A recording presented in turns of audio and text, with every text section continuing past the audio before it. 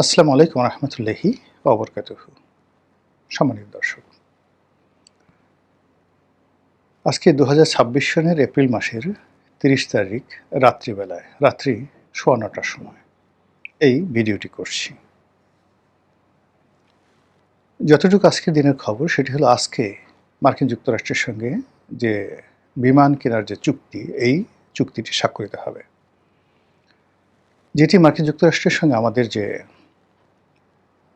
ইউনূস জমানাতে নির্বাচনের ৩ দিন আগে একটি তৎকালীন গোপন চুক্তি হয়েছিল। সেই চুক্তির শর্ত অনুযায়ী আমাদেরকে অনেকগুলো কাজ করতে হবে। বিমান কিনতে হবে, সেখান থেকে কৃষি পণ্য আমদানি করতে হবে, সেখান থেকে মিলিটারি ইকুইপমেন্ট, সামরিক সরঞ্জামাদি আমদানি করতে হবে। তাদের কথা মতো আমাদেরকে অনেক কিছু করতে হবে, তাদের হুকুমের বাইরে আমাদের যাওয়া যাবে না। সেই শর্তেরই যে এক্সটেনশন, যে ভার্সনগুলো আগামীতে কি হবে না হবে সেটা পরের ব্যাপার, কিন্তু এই প্রথম আমেরিকার যে চুক্তি, সেই চুক্তির একটা বিরাট অংশ, যার মাধ্যমে প্রায় ৪০,০০০ কোটি টাকা, আপাতত যেটার মূল্য ৩৬ বা ৩৭,০০০ কোটি টাকা, যেটা আগামীতে ৪০,০০০ কোটি টাকা হয়ে যাবে, এই চুক্তিটি স্বাক্ষর হলো। পত্রপত্রিকা, এখন যেহেতু আমি ভিডিওটি করছি, সেটা স্বাক্ষর হলো বা দলিল বা কাগজপত্র এখন আমার হাতে আসেনি, ধরে নিলাম যে স্বাক্ষর হয়েছে। বাংলাদেশের পত্রপত্রিকাগুলো এখানে তেমন কোনো গুরুত্বপূর্ণ ভূমিকা পালন করেনি, তারা শুধুমাত্র এই খবরটা দিয়েছে যে আজকে এই চুক্তি স্বাক্ষর হবে। কিন্তু এই চুক্তির মন্দ দিক কী, খারাপ দিক কী, এবং চুক্তির ব্যাপারে জনমত গঠন করা, সরকারকে সাজেশন দেওয়া, সরকারের বিরোধিতা করা, এই কাজগুলো আমাদের দেশের গণমাধ্যম করেনি। তারা কয়েকটা রিপোর্ট করেছে, কয়েকটি গণমাধ্যম, যে আমাদের দেশে এখন যে গণমাধ্যমের স্বাধীনতা, এই স্বাধীনতা সর্বকালের সর্বনিম্ন পর্যায়ে পৌঁছে গেছে। এই কথা বলে তারা কুল্লু খালাস, আর কোনো রিপোর্ট করেনি। অন্যদিকে সরকার এই যে বিমান কিনলো, ১৫টা না ১৬টা বিমান কিনলো।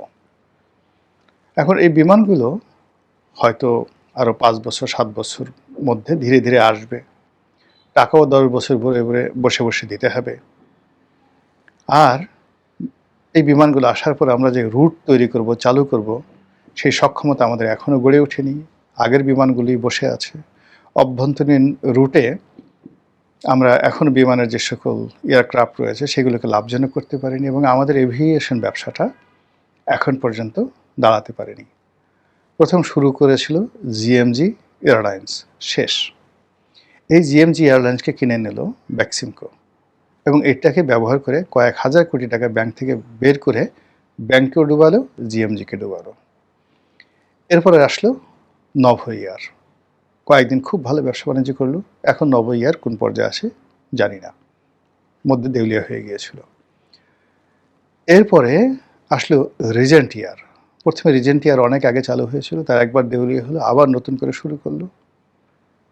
তারপরে এখন সেই পুরনো সেই এয়ারক্রাফটগুলো দিয়ে কোনো মতে টানাটানি করে চলছে। এরপরে এলো ইউএস বাংলা। ইউএস বাংলাও প্রথমে চালু করলো, কয়েকদিন একেবারে বলতে গেলে দেউলিয়া পড়ে রইল, আবার কোথা থেকে এয়ারক্রাফট এনে তারা নতুন করে চালু করলো। এরপরে আরও কয়েকটি, অনেকগুলো কোম্পানি যারা কার্গো বিমান চালু করেছিল, এবং সর্বশেষ যারা লাইসেন্স পেল তাহলে আকিজ বশির গ্রুপ, যিনি ডক্টর মোহাম্মদ ইউনূসের জমানাতে বাণিজ্য উপদেষ্টা ছিলেন, বিমানের বোর্ড অফ ডিরেক্টরসের চেয়ারম্যান ছিলেন, এবং এটাকে ব্যবহার করে তিনি অনেক আগেই বলছেন যে আমি আসলে অনেক আগেই একটা এভিয়েশন কোম্পানি চালু করার জন্য লাইসেন্স চেয়েছিলাম, তখন দেওয়া হয়নি, এটা আমি এখন পেয়েছি। ভালো কথা, তিনি দেশের শীর্ষস্থানীয় ব্যবসায়ী। আকিজ গ্রুপ, বশির গ্রুপ নতুন শুরু করেছেন, তাদের ব্যবসা বাণিজ্যের সফলতার রেকর্ড আছে। ফলে এভিয়েশন ব্যবসা যদি তারা এসে ভালো করতে পারে, ভালো কথা। কিন্তু বিমানের জন্য, মানে বিমান বাংলাদেশ এয়ারলাইন্স, আমাদের ন্যাশনাল যে ফ্ল্যাগ ক্যারিয়ার, তাদের যে সার্ভিস, ব্যবসা করা, বিমান বন্দর পরিচালনা করা, মানে কোনোটাতেই এরকম ভালো কোনো রেকর্ড নেই। আমাদের যে এয়ারপোর্ট, সেখানে যেভাবে লাগেজ চুরি হয়, এয়ারপোর্টে এসে যেভাবে মানুষ সর্বশান্ত হয় এই বিমানের কর্মকর্তা কর্মচারীদের খপ্পরে পড়ে, এই বিমানের কর্মকর্তারা কমার্শিয়ালি এটাকে নন ভায়াবল করার জন্য যেভাবে টিকিট কালোবাজারি করে, এরপরে পুরো বিমান খালি রেখে দেখায় যে একটাও টিকিট নাই, সব বিক্রি হয়ে গেছে। এই যে অনিয়ম, মানে একটা ম্যানেজমেন্টে আমরা এখন পর্যন্ত গড়তে পারিনি স্বাধীনতার পর থেকে আজ অবধি।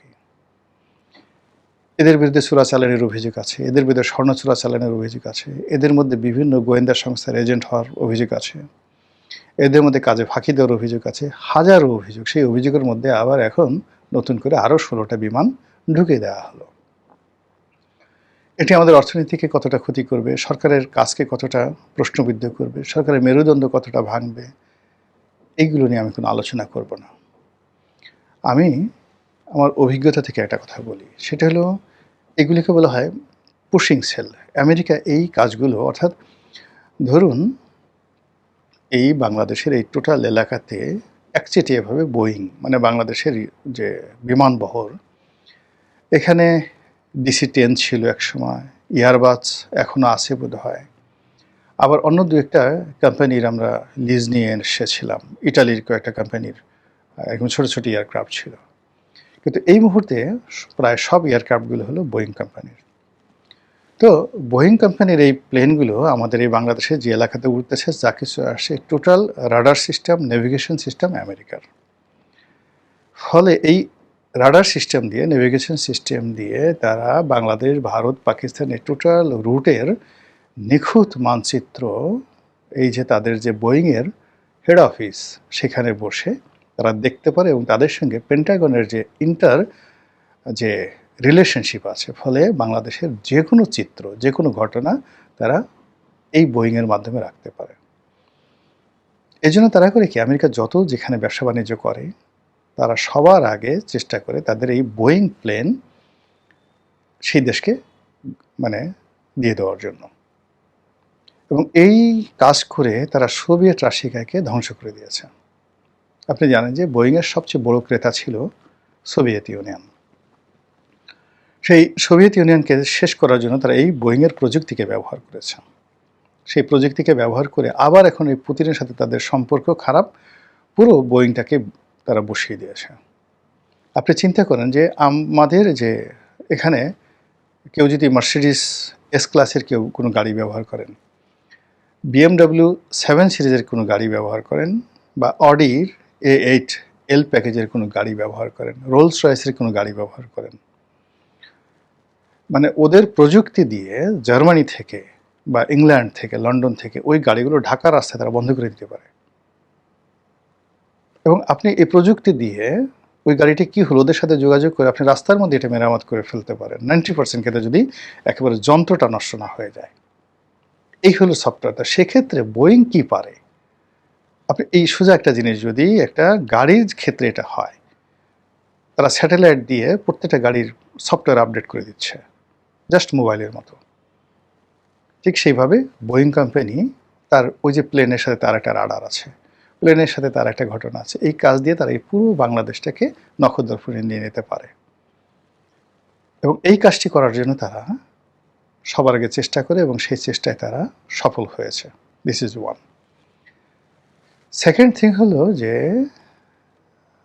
11-11 সময় এরকমভাবে তারা জোর করে বাংলাদেশের একটা অভ্যুত্থান ঘটিয়েছিল, সামরিক অভ্যুত্থান আমেরিকা ঘটিয়েছিল ভারতের মাধ্যমে। এই বিএনপি সরকারকে তারা ক্ষমতাচ্যুত করেছিল, এবং মঈনুদ্দিন ফখরুদ্দিনকে তারা ক্ষমতা এনেছিল। এবং যেই মুহূর্তে এই বোয়িংয়ের চুক্তিটা হয়ে গেল, চুক্তি শেষ, এবং এই চুক্তি করার জন্য তারা আলাদা একজন উপদেষ্টা নিয়োগ দিয়েছিল 3টি মন্ত্রণালয়ের। এবং সৌভাগ্যক্রমে সেই ভদ্রলোক আমার সিনিয়র, কিন্তু আমরা খুব ঘনিষ্ঠ বন্ধু ছিল আমার, সিঙ্গার বাংলাদেশের চেয়ারম্যান এবং ম্যানেজিং ডিরেক্টর মরহুম মাহবুব জামিল। অসাধারণ একজন ভালো মানুষ, কিন্তু আমেরিকান লবির মানুষ। শুধুমাত্র এই চুক্তিটি করার জন্য তাকে বিশেষ ক্ষমতা দিয়ে, এবং তিনি উপদেষ্টা ছিলেন না, বিশেষ সহকারী ছিলেন, কিন্তু বাণিজ্য মন্ত্রণালয়, শিল্প মন্ত্রণালয় এবং বিমান, এই যে পর্যটন মন্ত্রণালয়, এই মন্ত্রণালয়গুলো তার আন্ডারে ছিল। 3 থেকে 4টি মিনিস্ট্রিতে অত্যন্ত এফেক্টিভ মানুষ ছিলেন, এবং তাকে রিক্রুট করা হয়েছে কেবলমাত্র এই চুক্তিটা স্বাক্ষরের জন্য। এবং তিনি সেই চুক্তি স্বাক্ষর করলেন, ডিল হলো, সব কিছু হয়ে গেল। মঈনুদ্দিন ফখরুদ্দিন সরকার তাদেরকে গুড বাই, আসসালামু আলাইকুম। মাহবুব জামিলের আর কোনো খোঁজখবর নেই। এমনকি সিঙ্গারেও পরবর্তীতে সে থাকতে পারেননি। এই হলো আমেরিকার ইতিহাস। এই কারণে যে 30শে এপ্রিল তারিখে যে চুক্তিটি হলো, এটি একটা নজিরবিহীন ঘটনা ঘটাবে আগামী দিনে খুব দ্রুত। এই কারণ হলো যে এই ঘটনার সাথে যারা যারা জড়িত, যারা এই চুক্তি স্বাক্ষর করেছে, আমেরিকার পক্ষে লবিং করেছে, এই চুক্তি স্বাক্ষর করার পর আমেরিকার এই যে প্লেয়ার যে সেটগুলো আছে, এই সেটগুলো তাদের আর দরকার হবে না। এবং এই সেটগুলো যাতে আগামীতে আর এস্টাবলিশ হতে না পারে, এই বাংলাদেশে থাকতে না পারে, কোনো অবস্থায় তারা যেন রাজনীতি অর্থনীতিতে মানে বাংলাদেশের মুখ দেখাতে না পারে, সেই কাজ আমেরিকা করে দিয়েছে এবং করে দেবে। যেমন ধরুন 11 সময় যারা ছিলেন এই কাজগুলো করেছেন আমেরিকার পক্ষে, কোনো সাক্ষী দেওয়ার মতো কোর্ট কাছারিতে একটা সিঙ্গেল লোক খুঁজে পাবেন, এরা সব পালিয়ে গেছে। ইভেন আমেরিকাতে যারা যারা আশ্রয় নিয়েছে তারাও বাংলাদেশে কোনোদিন আর আসতে পারবে না। সিভিল লিনো সরকারের যে সমস্ত লোকজন আমেরিকার পক্ষে কাজ করছে, দেখেন তারা সবাই মানে এখন সমাজ থেকে আউট, রাষ্ট্র থেকে আউট, পাবলিক তাদেরকে খুঁজছে, যেখানে পাবে সেখানে তারা অপদস্থ হয়ে যাবে। ভয়ঙ্কর একটা অবস্থা। একইভাবে বিএনপি সরকার এটা যদি বুঝে করে থাকে, না বুঝে করে থাকে, সেটা তাদের ব্যাপার। কিন্তু আমেরিকার যে পলিসি, সেই পলিসি তাদের ক্ষেত্রে যদি প্রয়োগ হয় মঈনুদ্দিন ফখরুদ্দিনের মতো, বুঝতে পারছেন কী জিনিস হতে যাচ্ছে, কী ঘটনা ঘটতে যাচ্ছে। এর বাইরে আর এখানে আগালাম না। এবার আমি অন্য একটা প্রসঙ্গে চলে যাই। এপ্রিল মাসটি আমাদের দেশে খুবই দুর্যোগপূর্ণ মাস। গত 100 বছরে কেবলমাত্র ঘূর্ণিঝড়, জলোচ্ছ্বাস, কালবৈশাখীর ঝড় এবং বিভিন্ন রাজনৈতিক যে দুর্ঘটনা, এই দুর্ঘটনায় এপ্রিল মাসে আমাদের যে ভাগ্য বিপর্যয় ঘটেছে, এই মাসের সঙ্গে অন্য অলক্ষ্যে কোনো মাসের তুলনা করা চলে না। ইতিহাসের যে ধারাপাত